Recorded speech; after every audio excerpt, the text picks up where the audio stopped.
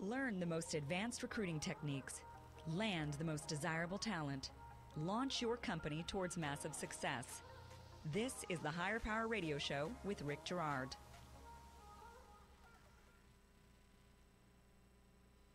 Let's face it, not all company challenges are the same, which is why Strategic Market Intelligence can help identify the actionable information you need to be more competitive. Gain a better understanding of your brand, competition, best prospects, or new product opportunities to generate greater revenues in 2015. Call 949-357-9547 or visit www.strategicmarketintelligence.com. Are you ready to tap into the power of... Learn the most advanced recruiting techniques. Land the most desirable talent. Launch your company towards massive success. This is the Higher Power Radio Show with Rick Girard. Hey, welcome to the Higher Power Radio Show. Today we're talking about solopreneur challenges and how to metamorphosize yourself from a solopreneur to an entrepreneur. Show that you have something to scale, and now you're going to need technical, marketing, and leadership expertise to raise capital and build that business. I'm Rick Girard, and welcome to the Higher Power Radio Show. Our mission is to discuss and deconstruct insights from top-performing entrepreneurs and industry experts. Every week, we uncover untested tactical solutions to solve your company's toughest hiring problems. Today, our guest is Hicham Semann, he's an angel investor and president of OC Tech Coast Angels. Hicham is an experienced CEO, GM, senior executive and angel investor, senior advisor, and board member to CEOs, management teams, and private equity companies, as well as startups. He's a respected leader with strong vision, value creation, turnaround, and acquisition expertise, and has successfully grown and exited businesses. Hicham is considered an expert in the technology, education, and real estate industries, and has been a featured speaker at several industry events. So he's the newly elected Tech Coast Angels Orange County president and has received the Excellence in Entrepreneurship Award from OCBJ and was recently named New Investor of the Year by Tech Coast Angels. Hicham, welcome to the Higher Power Radio Show today. Good afternoon, Rick. Thanks for having me. Hey, thanks for being here. I was a little rough in getting that first part out, but we're going to cover some fun stuff today. So we're going to cover this show actually came to fruition with our engineer and the OC Talk Radio owner posing the question, what happens after you get the money, right? So we're going to talk a little bit about that. So we're going to talk about what's needed to attract an investor and the importance of the team, as well as how to attract and scale your team. So let's start with the foundation of this, which would be what really needs to be in place to attract that next round of funding after your friends and family have given you some money. Sure. Typically, the seed round, which follows the friends and family round, is really where the angel networks typically play. Sure. And the main things we typically look for are a solid business model. Got it. A strong team, and then a deal structure that makes sense and is attractive as an investment. Okay. So let's break those down a little bit. So let's talk about the first piece, the business The business model. Yeah. Sure. So we'll look at the industry. We'll look at the space, see if there's headwinds or tailwinds. Look at the strengths of the business model. Is there something unique being brought to the table? Is there some IP? Is there a unique approach to solving a problem that might not exist? And a lot of it is kind of a subjective gut feeling from the various angels. Sure. Some of it is really more kind of industry practices that you kind of look at and you know what works and what's difficult. So you look at that business model, you kind of gauge the likelihood of success. Sure. Versus the challenges that'll come with the different types of business models, and you gauge it on how likely they are to succeed considering all those different factors. Sure. And so how much better is this mousetrap going to be than the other mousetraps that are out there? Exactly. Okay, got it. So so you've got somebody who's got a kind of a decent business model. Next piece would be the team. The team. Yeah. Okay. And the team is probably the strongest piece of it all. Always, yeah, absolutely. And so this is what I find is probably the most difficult piece for them to build, especially if you're a solopreneur and you've got an idea and you're working on it and you've got some money. How do you start building it? You know, which we'll get into that later. But yeah, so what do we look for in a team? Well, solopreneurs, I'll tackle that next. But initially, you look for a team that's kind of well-rounded, has got experience in the specific field or industry that they're engaging in, and are really sharp and really committed. With the right team, the right abilities, they're able to pivot and adjust the business to make it successful. Sure. So it really matters a lot more than the business model itself, because the business model can change, but the team is what you're counting on to take you there. Yeah. And so the elements of the team that you look at, so you get somebody who comes in, they've raised funding, maybe it's 2 guys, right? Do you also look at the willingness for them to kind of bend and recognize what they have in place, and, you know, what are the other pieces of that team that... Yeah, that's a great point. So one of the key things we look for in a leader or leadership team is coachability. Yeah. And we look at that and we kind of gauge how open are they to getting others involved, getting input, getting expertise in areas that they might not be the best at. Yeah. And they need to be self-aware of what they're strong at and what they're not strong at, and be able to leverage the people around them for their strengths. And that's sometimes a tough thing, because they're so heads down in what they're doing, they're not necessarily self-aware of what's going on. And that's one of the biggest kind of red flags, especially when you look at kind of the solopreneurs. A lot of times they're very sharp individuals with a passion for a business that's kind of been their baby for a long time, but are reluctant to, you know, share control of their baby with other, you know, key people in the organization. And I think they have to realize that it's not going to happen. The business is not going to grow with one person. It just doesn't. It doesn't. Yeah. You know, you need a strong team. You need to rely on others. And, you know, the power of many is much stronger than the knowledge of one. Oh, absolutely. You know, and if you don't have the capital to be able to go out and hire those people, then what do you have? Well, that's a challenge.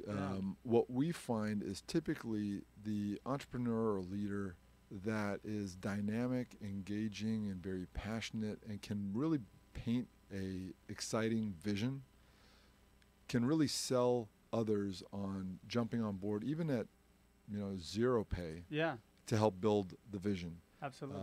So that's really a key trait, is being able to generate that following.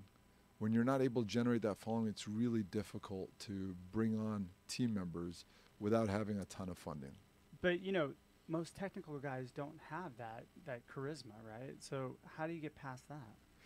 Well, whenever you're looking at whether it's a technology play or a medical play or something that's kind of an invention, and you have a technical lead, I personally look for that individual to partner with somebody else who's more of the kind of the standard business management CEO, outside relationship expert that can help raise funds, have relationships with partners and clients and so forth. It's a challenge I see when you've got a technical leader holding on to the reins. Yeah, so hopefully they've had the foresight to actually go out and find themselves a mentor or somebody on the business side who believes in their mission as well, who can effectively help them. Absolutely, and that's one of the key roles that angel investors specifically can play. Many of them are entrepreneurs themselves. Many of them love to engage with the companies they invest in, and as long as they're open to that involvement and feedback, they can oftentimes derive a lot of value from their investors. See, I think a lot of people don't know that. So active angels will be active in the company as well if need be, right?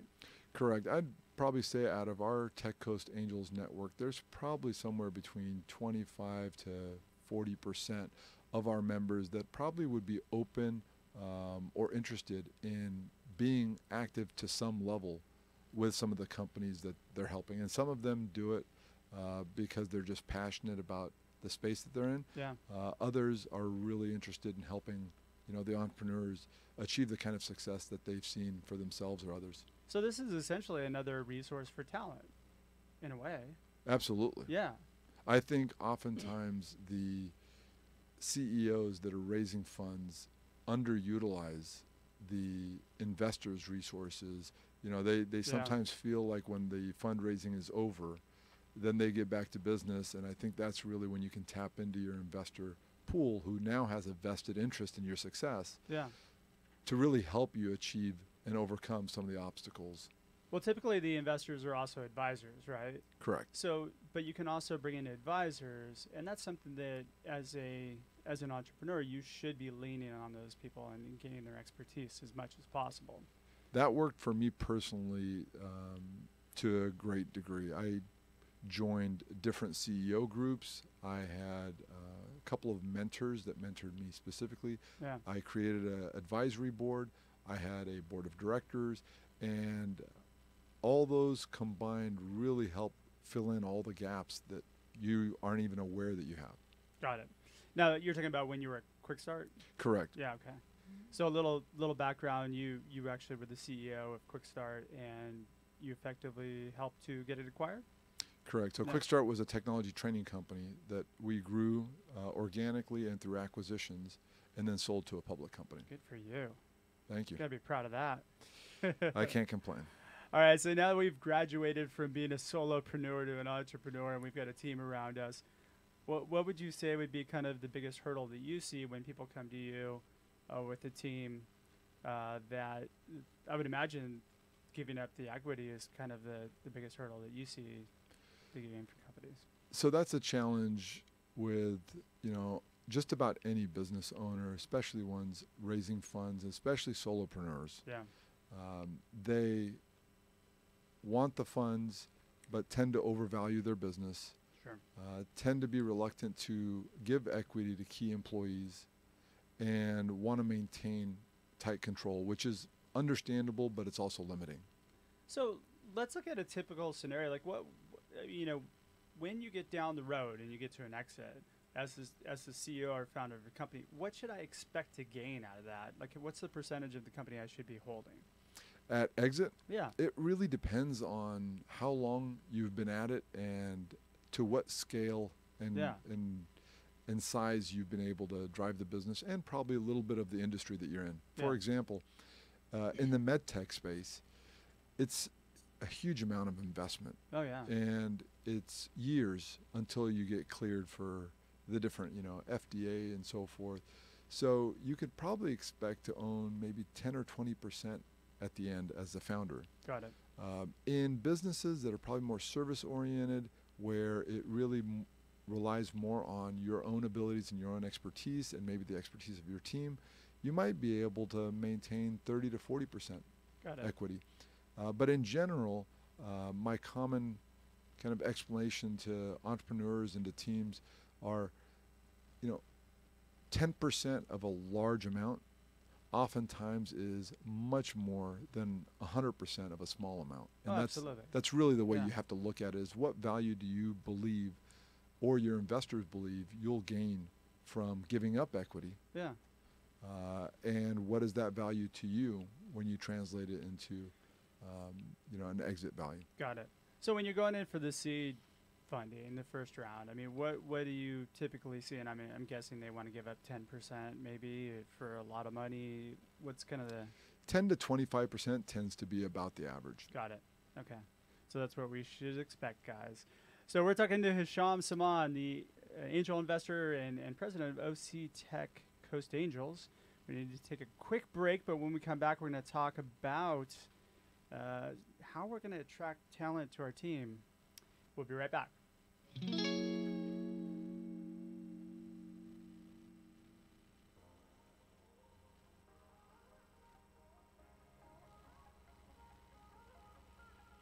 You're listening to Higher Power with Rick Girard, giving you access to recruiting techniques that will help you hire key talent to build your company towards real success. Rick is a recruiting executive and entrepreneur who's been successfully recruiting in the aggressive Silicon Valley technology landscape for the past 2 decades. After a very successful stint at Apogee, he founded Stride Search in 2012. Based on a lean efficiency model, Stride has uniquely positioned itself as a leader in retained search for the most critical talent hires within a small organization. Whether you're a startup executive or recruiting professional, by listening to Hire Power with Rick Girard, you will walk away with skills to help you attract and hire great talent. Now back to Hire Power with Rick Girard. And welcome back to the Hire Power Radio Show. I'm your host, Rick Girard, and our guest today is Hicham Semann, angel investor and president of OC Tech Coast Angels. So we were just discussing a little bit about kind of what you need to do to attract an investor, and now we're going to talk about how to kind of scale the team, because as you mentioned before the break, team is really the most important thing, or one of the most important things, right? So let's talk about how to go about building it. I mean, you mentioned earlier actually taking advantage of your angel investors and maybe bringing them on board. So if, let's say I'm an engineer, I've got a product, would somebody like you be somebody that I would consider bringing in as maybe a CEO in the short term to get it going? That's definitely a potential. We've seen that happen several times in our network. Yeah. Whether it's for a short period of time until we help build the team, yeah, or if there's just the right fit on a longer term basis. But regardless, building the right team is probably the most important thing that you can do. Well, and you mentioned charisma and being able to share that passion and draw people in. But if somebody doesn't have that, right, but they've got all the other pieces, you need to find somebody who does have that, who's passionate about it, who can draw people in. Yes, absolutely. Yeah. The key to bringing people in is they've got to be able to get excited about the vision and believe that the company's going places. Yeah. And beyond that, then you've got to put a balance of, compensation, which involves equity and pay, and get the right resources at the right time of the stage of the company. And it's a challenge. Yeah, and the big draw when you're at this phase is really the equity. So that's where, again, that giving up equity thing, I'm sure comes into play. Now, what would a typical pool look like for employees at this point? In general, it's a 15 to 20% option pool for employees. For founders, it's a little different. If you're at the point where you're still at concept and you're bringing in team members to help you actually create and build the business, then you're really looking at, splitting up the whole pie into, some pieces that make sense for everyone depending on their contributions. Okay. But assuming you've got the business going and you're creating an option pool for key employees, typically 15 to 20%. Okay. So I've got a product, and I've got maybe a couple people who are interested, some potential customers. Do I bring somebody in as a founder? Or since I've already got it, would they just be kind of a VP or a C-level exec? I mean, that's a tough question to ask or answer without knowing the specifics, because yeah. it depends on how much more work needs to be done to create and develop the business. Yeah. If you just need people to execute, then you're bringing them in at staff levels with low equity and you're kind of guiding them on what needs to be done. Yeah. If they're coming in and helping to shape and create the business and helping to form the vision, then that's really more of a founder role. Yeah. And it's more substantial equity should go with that. Yeah, and there's nothing wrong with bringing somebody in. And let's say this has been your baby for 3 years and now you're ready to go. Bringing somebody in at a founder level, there's really nothing wrong with that. Not at all. Okay. I think, you see this in sports all the time where you have top talent on teams, but they can't win championships. Yeah. You've got to get the right people on the team at the right time. Once you get that, it's worth whatever equity almost that you share, because it's hard enough to succeed in the business world. And having that right mix of talent, experience, and the personalities that need to gel is really what you should be focused on. The equity pieces and the compensation should follow. And this is where I, as a recruiter, I've seen this many times where we've been at this stage, and this is the sticking point for the company, giving up more equity, which I find is kind of silly. It's hard. A lot of solopreneurs and even team members, rightfully so, they feel like they've worked hard Yeah. to get the company to where it's at. Sure. Now, sometimes they focus on that a little too much and hang on to the equity when they're really sacrificing a lot of value that they could be building in the company by being a little bit more open and bringing on some of the expertise and talent that they need. I personally had a lot of success having multiple employees and managers with substantial equity that really ran the business as if it's their own. Yeah. And I think that was the key for me. Well, yeah, and I think if you've got more equity, you've got more to gain and more to lose. So and you worry about everything. Yeah. When you're hired in a role with small equity, you tend to do your role, and you tend to look at it more as a job as opposed to your company. Yep. So bringing in somebody, let's say at a founder level, what you're really doing is bringing in a partner, and that's really more of a marriage. Yeah. So you really need to be picky, make sure that the personalities fit and that everyone's in sync. You need to date. Absolutely. Yeah. And but if you find that right person, you do what you can to make it happen. Yeah, when you find the right person. Correct. That's the trickiest part. I find that a lot of companies will just hire based on the fact that somebody brings the skills to the table and not look at the other pieces of the puzzle that are really the reasons why people stay or they go, which are the cultural aspect and how well people fit with the rest of the team. Personality and culture fit, I believe, are more valuable than experience and skill set. Yeah. Because, if somebody's got the right skills, but it's a stretch for them, they're going to even try harder, work harder just to expand their skills as well. So that all can be learned. Correct. So you can't teach personality. No, you really can't teach fit.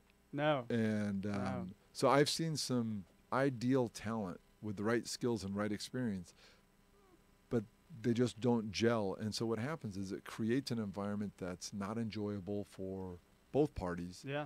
And it usually doesn't last long, which defeats the whole purpose of what you're trying to accomplish. Yeah. That happens way too often. Correct. Way too often. So now I think part of that too, you had mentioned using the advisors to vet that talent, right? Do you guys actually look more at that cultural piece than the skills piece when you guys a little bit. somebody? It's easier for us to look at the experience and the skill. Yeah. I think we rely a little bit more on the team themselves to vet out the personality and culture fit, because the culture and the personality fit is them. Yeah. The skill and experience, we can do that. If we're intimately involved with the company, then we probably have a strong gauge of the personality and culture styles. Yeah.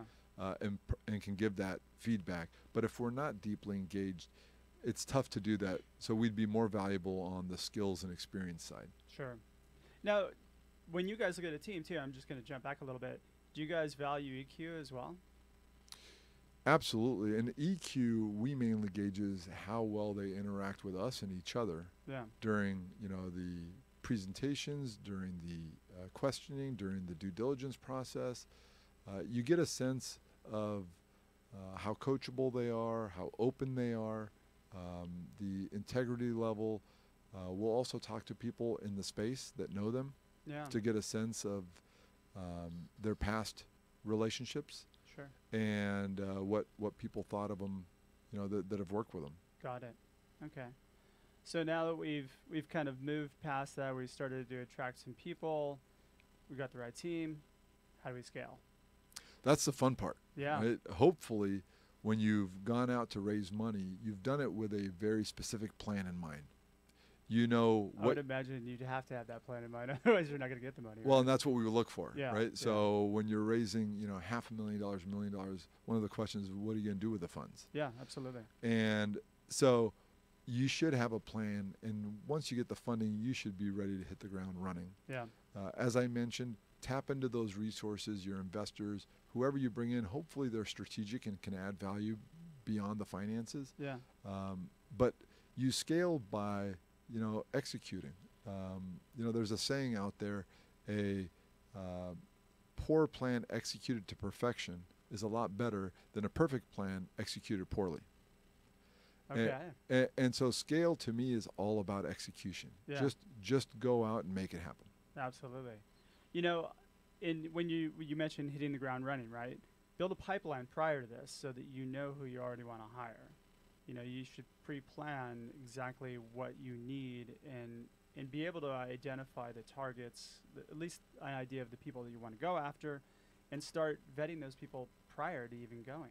Ideally, when we fund, and I can speak for myself personally, I prefer that they actually have the team members not only identified, but even there. Yeah. And the only difference is they're going full-time when the funding, you know, When it occurs. hits, so they can pay them, yeah. Correct. Otherwise, they've been, you know, on the sideline as advisors and helping out. But I would prefer that they be already identified. Got it.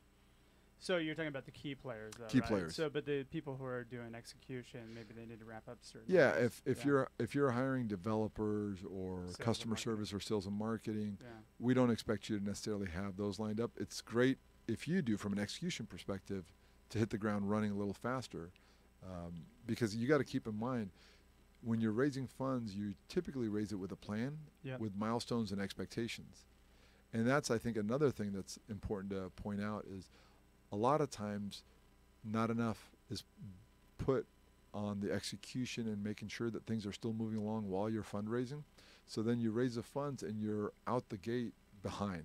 Got it. And then you're missing milestones and Yeah. you're missing performance targets, and you lose credibility. So now when you go for the second raise, or now when you go for support, you've lost some credibility as to what you're able to deliver on. That's a very valuable point. Very valuable point. It is, and Yeah. it's, you know, people think when you're done raising Yeah. the round that, okay, now you can kind of figure out what you want to do, and it catches up to you really quick. Yeah. Well, also, you know, I'd imagine that they have that tunnel vision on raising funding, and they forget about some of the other things. And believe it or not, we Yeah. see some that actually like enjoy the fundraising process, and you can tell afterwards they're not very passionate and interested in the execution part. and so, you know, you gotta realize, as a leadership team that subsequent rounds are going to get harder and harder without the execution. Yeah. You've got to be able to show that whatever you lay out, you can achieve. So, and that brings up a great point. And again, just goes back to the planning. So having everything ready while you're raising the funding, not having that tunnel vision is very, very important. I love when I see a CEO and team that is executing to such detail that they have to fit you in around their execution of their business, as opposed to building their execution around their fundraising. Got it. So to me, it's more impressive when they are telling me about customer appointments and development timelines, and sharing that, you know, we can meet at this time or that time, or push the fundraising targets up or back, but we've got to meet these other execution timelines. That to me shows that their head is in the right place. Absolutely. That's a great point. That's an amazing point. Well, thank you for sharing that with us. Sure. So I'm getting the wrap-up signal from our engineer, Paul, over here. So we're just about out of time for today's show. Hicham, thanks again for your time investment, and I wanted to welcome you to the Higher Power Radio community. My pleasure. Thanks for having me again. Absolutely. Now, I'm sure there's some entrepreneurs out there that are looking for capital raise. How do they reach you? So go to techcoastangels.com. You can fill out the application there. Okay. And just about any of the angels out there are very open to helping entrepreneurs. It's one of the reasons why they invest in their angel investors, is because of that engagement with the business community. So go to the events. Any upcoming events right now? There are numerous events. I don't have one specifically to pitch, but I'd say go to the events, reach out to the angel investors. Most of us get a lot of joy from helping these young entrepreneurs grow. Absolutely. techcoastangels.com, correct? Correct. Okay, perfect. So I want to thank our listening audience for tuning in to today's episode of Higher Power. Quick thanks to our team, our engineer Paul Roberts, our producers Andrea Ballin, Shanti Ryle, and our executive producer Kim Iverson. To listen to this show and any past episodes, you can check us out on Higher, that's HIRE, powerradio.com, or Higher Power Radio on iTunes. Follow us on LinkedIn or Facebook at Higher Power Radio Show, or you can follow me on Twitter at Rick_Gerard. So we have another great show lined up for you guys next week. Our guest is going to be Ken Schmidt, the founder and CEO of Turning Point Executive Search. I'm your host, Rick Gerard, and you have been listening to the Higher Power Radio Show. Aloha. Thank you for listening to Higher Power with Rick Gerard on OC Talk Radio.